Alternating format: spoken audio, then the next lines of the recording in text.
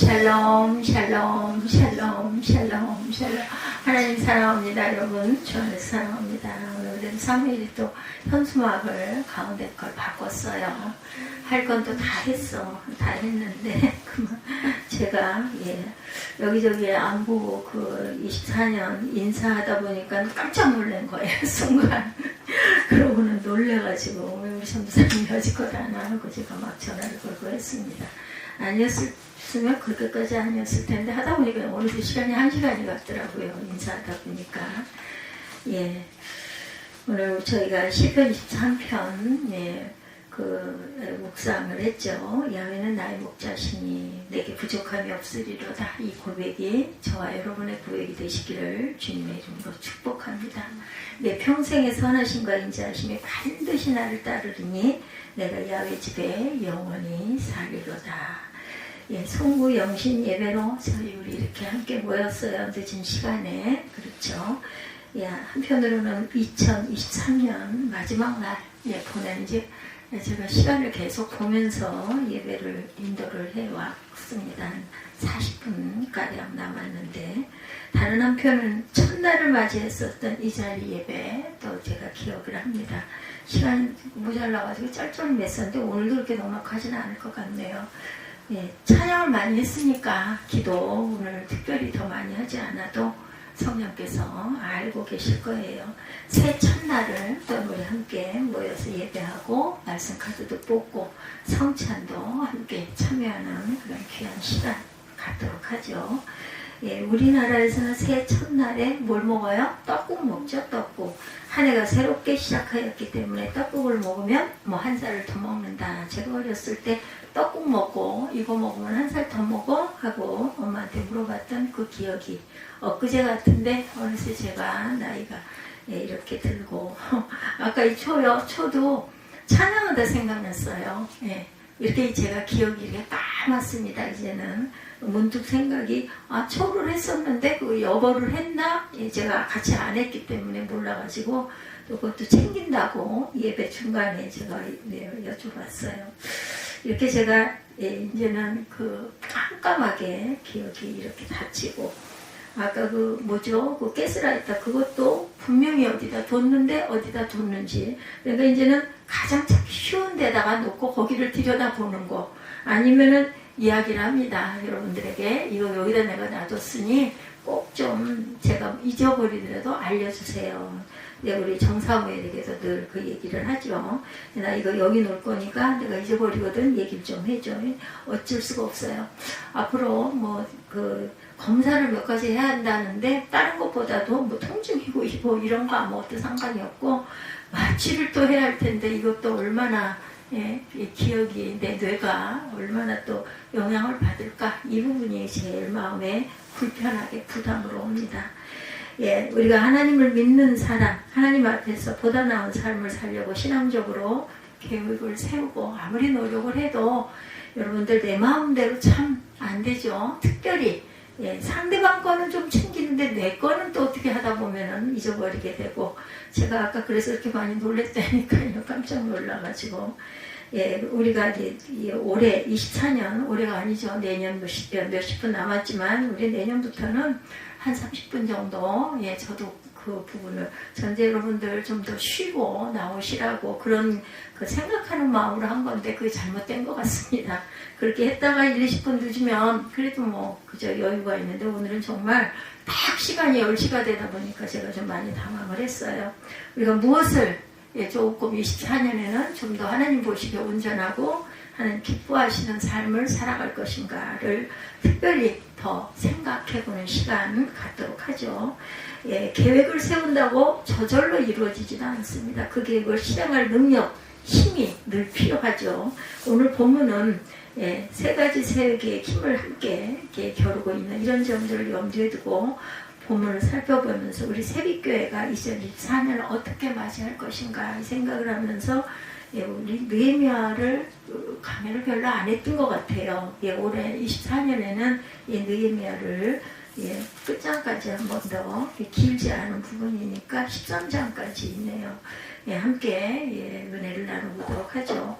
오늘 본문에 시기적으로 새해 벌어진 사건임을 알 수가 있죠. 2절에 보니까 뭐라고 말씀하고 있어요. 8장 2절 제가 얘기할까 두렵네. 7째 달 초하루에 제사장 에스라가 율법책을 가지고 회중 앞 곧 남자나 여자나 알아들 만한 모든 사람 앞에 이르러 수문학 광장에서 새벽부터 정오까지 남자나 여자나 알아들 만한 모든 사람 앞에서 읽음에 묵백성이 그 율법책에 귀를 기울였다. 얼마나 좋은 세상에 여러분 저와 함께 가고 계시죠. 왜냐면 여기 있는 율법책이 한 권밖에 없다 보니까 귀를 기울여서 듣는 거예요. 우리는 보고 읽는데 7째 달 초하루라고 하는 달력은 우리로 치면 1월 1일 새해 첫날이라고 할 수 있죠.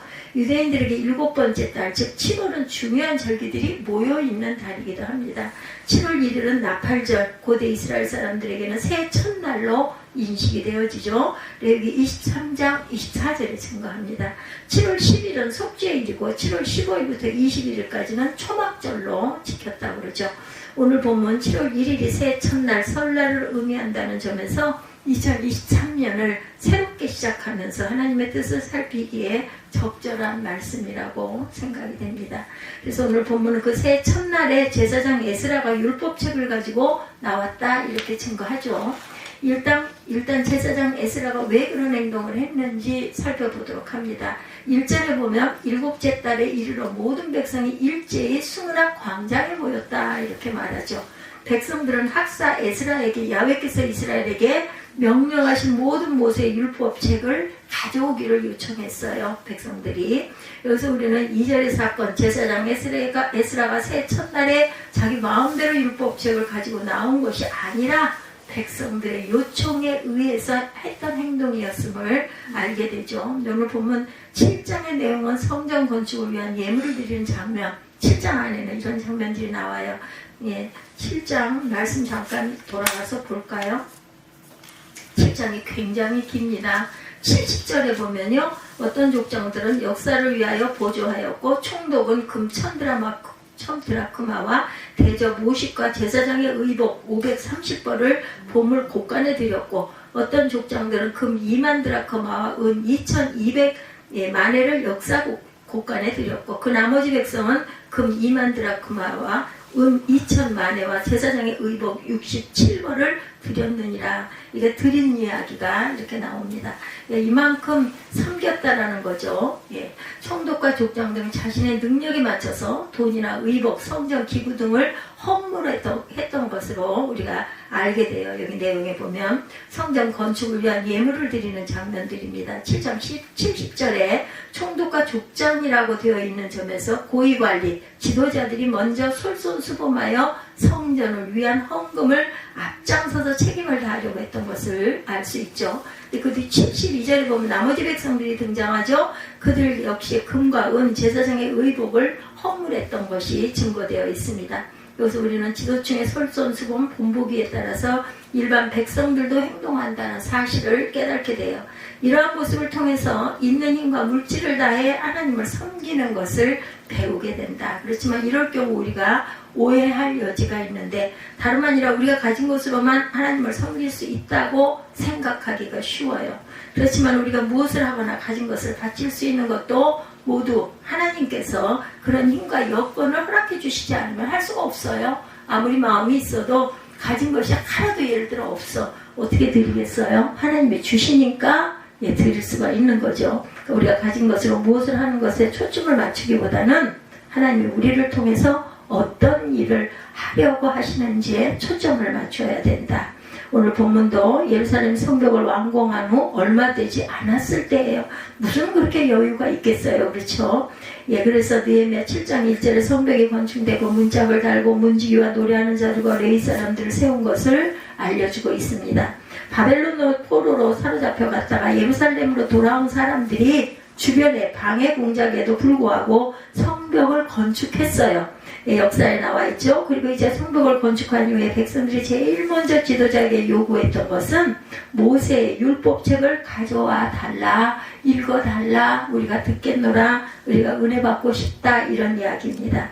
백성들이 모세의 율법책을 가져오기를 요청한 것은 단순히 율법책을 보기 위해서가 아니었어요. 율법책에 기록된 말씀을 들으려고 했던 것이다. 무엇보다 그 말씀을 통해 자신들이 앞으로 해야 할 일을 정하고 그대로 따르려고 했던 거죠. 이스라엘 사람들은 계획을 세우기 전에 말씀을 먼저 듣기를 원했다는 것. 그리스도인들인 우리가 계획하려고 할 때 중요한 것은 말씀을 근거로 해야 한다는 것입니다.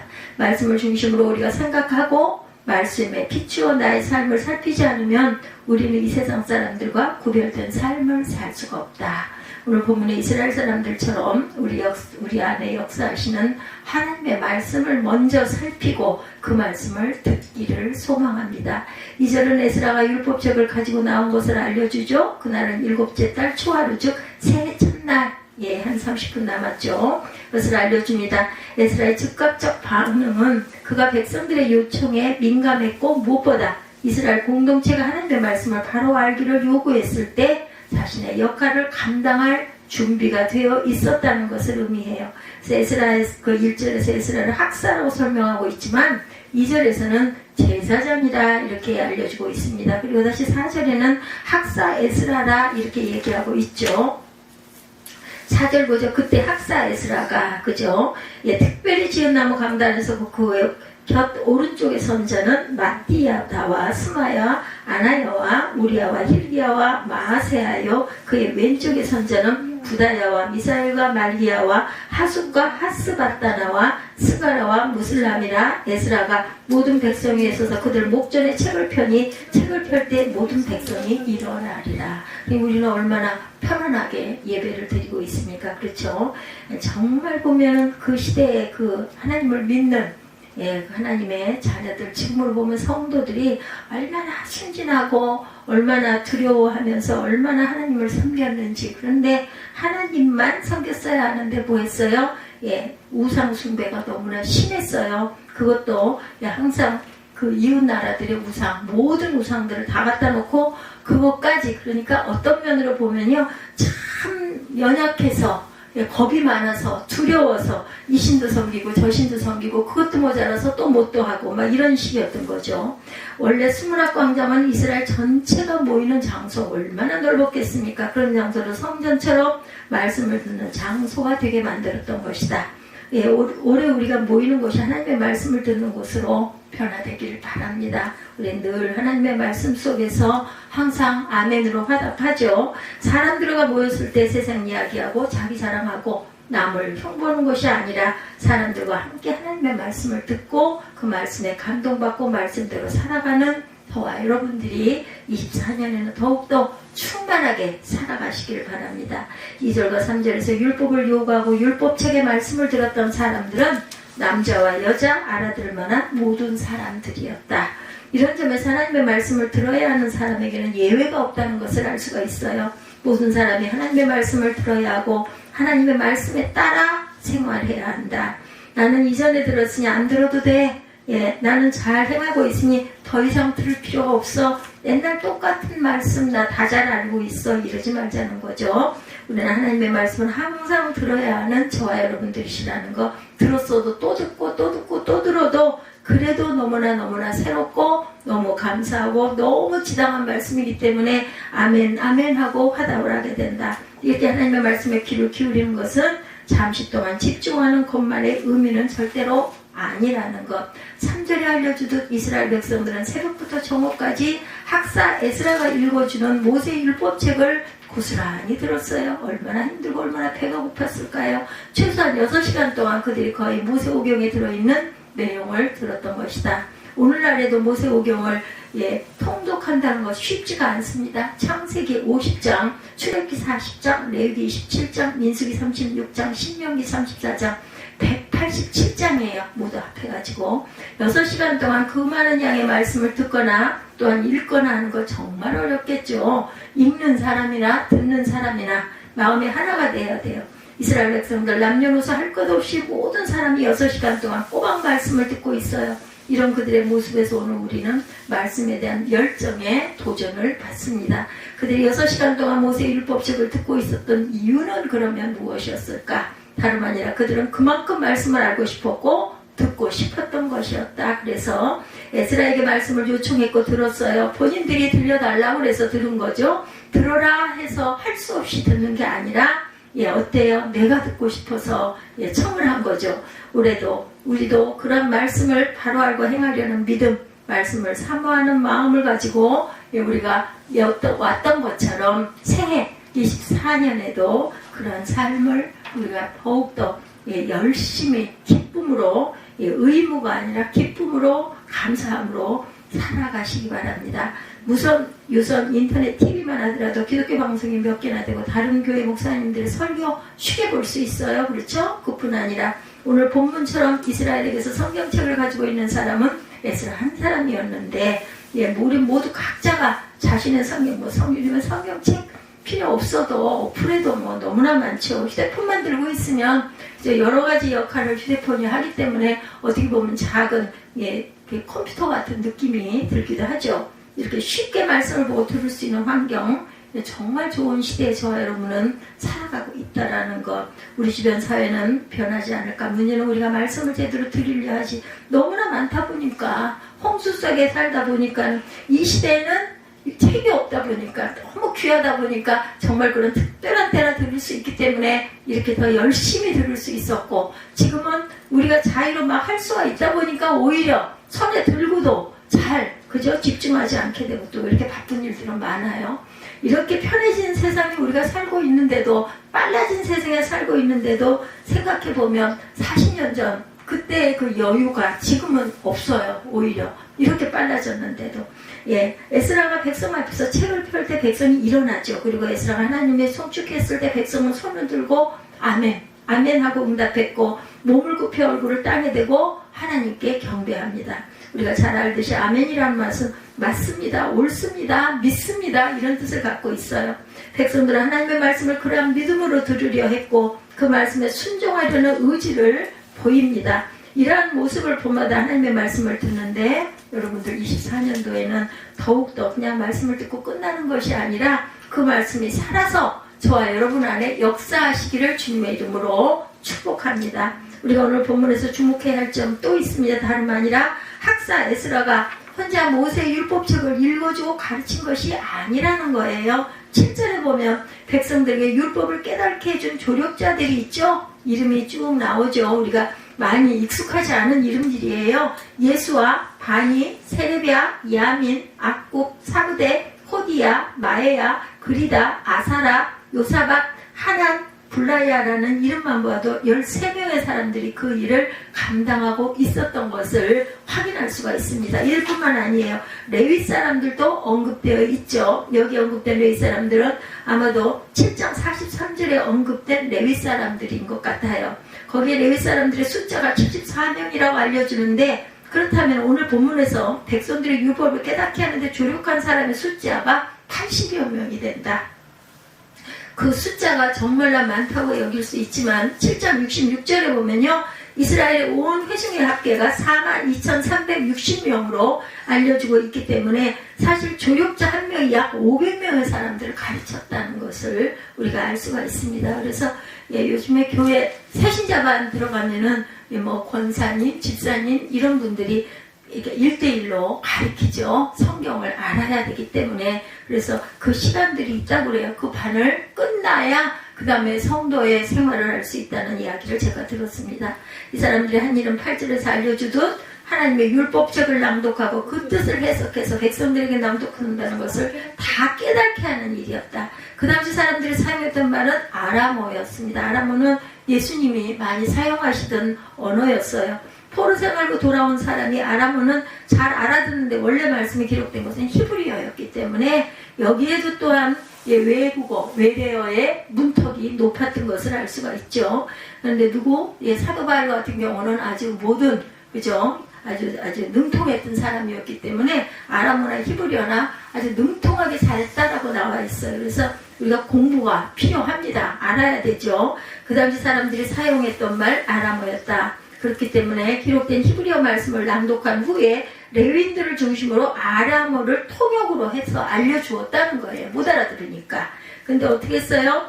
성령이 내려오셨던 사도행전에 보면 각 지방의 말로 다 알아들었다고 그러죠. 그래서 성령께서 각자의 언어로 알아듣도록 통역을 할 수 있게 그렇게 해줘서 깜짝 놀랐다, 이런 이야기가 있습니다. 우리가 보는 개역개정 성경이 한글 맞춤법을 따르고 특별히 한자를 많이 수정했어요. 그럼에도 불구하고 한자가 많아서 한자 세대가 아닌 사람들은 이해하기 어려운 부분들이 있어서 요새 쉬운 성경이라는 성경도 나와 있죠. 그래서 보면 한자를 잘하는 분이 한자를 설명해 주면 보기 쉽게 이해가 돼요. 오늘 레위인들은 그런 역할을 하면서 말씀을 이해하도록 도왔던 것 같습니다. 이와 함께 오늘 우리가 주목해야 할 점은 말씀을 아는 사람, 말씀을 조금 먼저 깨달은 사람이 아직도 깨달지 못한 사람들이 듣고 깨달을 수 있도록 도왔다라는 거예요. 그러니까 그때부터 지금 우리 이 시대에 성경 공부반 이런 반이 형성이 되었다는 것을 알 수가 있죠. 신앙 공동체로 말씀을 함께 듣고 나누고 깨달는 것이 중요합니다. 그런데 여러분들 말씀을 읽기만 해도 이해가 된다면 얼마나 큰 은혜인지 몰라요. 여러분들 뭐 어려워가지고 도대체 이게 무슨 말이야. 역사적인 부분은 그럴 수 있지만 신약 같은 경우는 그냥 읽으면 이해되지 않아요? 은혜가 되고. 그러니까 그만큼 쉽게 깨달을 수 있도록 번역을 해놨다는 거 감사한 거죠. 부족하거나 어려운 일이 있으면 도움을 요청하고 합력하여 하나님의 일을 감당해 나가야 되겠다는 것. 9절에 이렇게 말씀을 깨닫게 된 사람들의 반응을 알려주고 있어요. 그렇죠? 9절 보죠.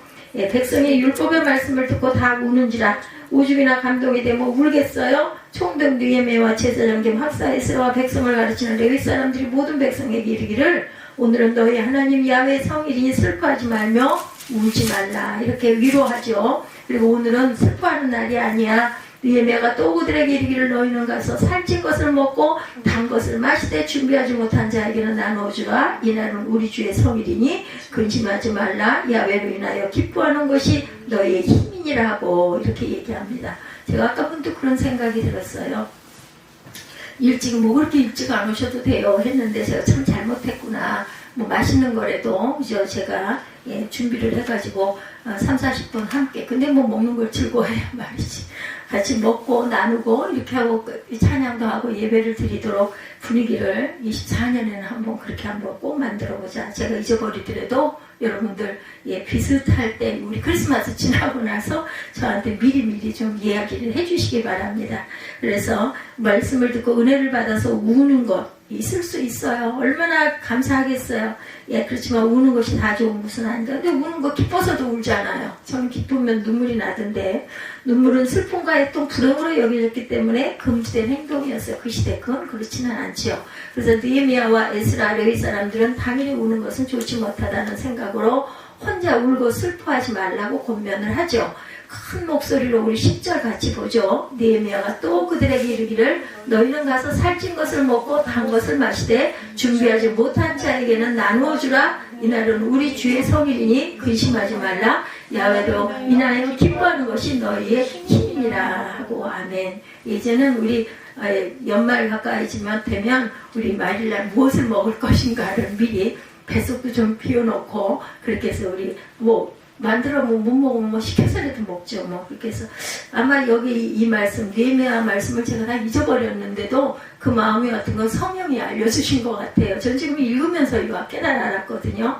이스라엘 사람들이 말씀을 듣고 울었다는 것은 그들의 조상들이 말씀대로 살지 않았기 때문에 하나님께 심판받았다는 것을 깨달았기 때문이라는 의미를 갖고 있다는 거. 신명기의 복과 저주의 말씀까지 읽었기 때문이었던 것 같아요. 이해하기 쉬운 부분들. 근데 이렇게 슬퍼하고 낙심하고 있는 사람들에게 에스라가 아니라 느헤미야가 갑자기 나타나서 그들을 위로하고 격려하는 부분이 나타나죠. 하나님의 말씀은 근심하거나 두려움을 주려고 하신 것이 아니라 하나님의 백성으로서의 기쁨 가운데 살라고 하기 위함이라는 것을 깨닫게 한 것이라는 것.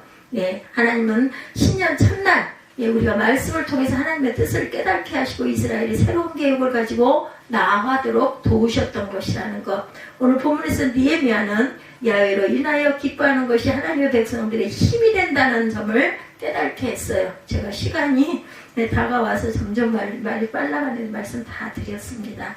한 10분 일찍 해서 이제는 좀 시간을 여유를 가지고 묵상하더라도 그렇게 제가 하도록 할게요. 1년에 한 번 이렇게 되다 보니까 제가 시간을 가늠을 잘 못하죠.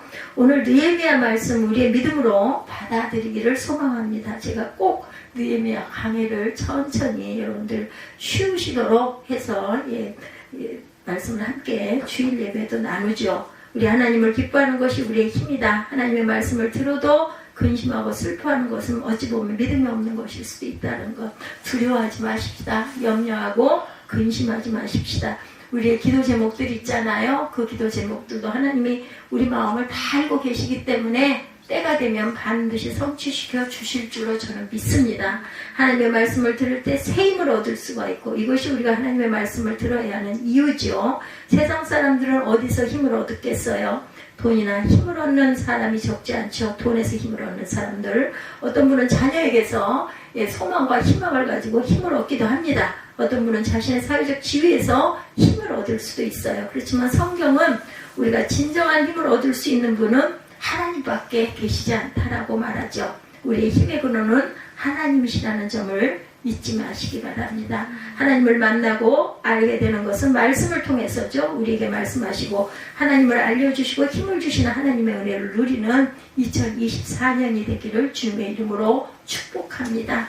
24년 주신 말씀에 근거해서 계획을 세우시고 말씀 가운데 함께 하시는 하나님으로부터 새 힘을 얻고 하나님의 기뻐하시는 일을 감당하는 저와 여러분들이 되셔서 24년 송구영신 예배 때는 느헤미야 말씀 속에서 우리가 힘을 얻었더니 이렇게 모든 걸 하나님께서 이루어 주셨습니다 라는 고백의 기도를 기쁘게 드릴 수 있는 저와 여러분이 되시기를 주님의 이름으로 축복합니다. 잠언 30장 7절에서 9절 아굴의 기도입니다. 이 기도가 감동이 와서 제가 특별히 끝부분에 넣었는데 잠언 30장 7절에서 9절 우리 합독하시고 행진을 먼저 할까요? 묵상을 먼저 하고 땡 보고 나서 우리 행진하는 게 편할 것 같네요.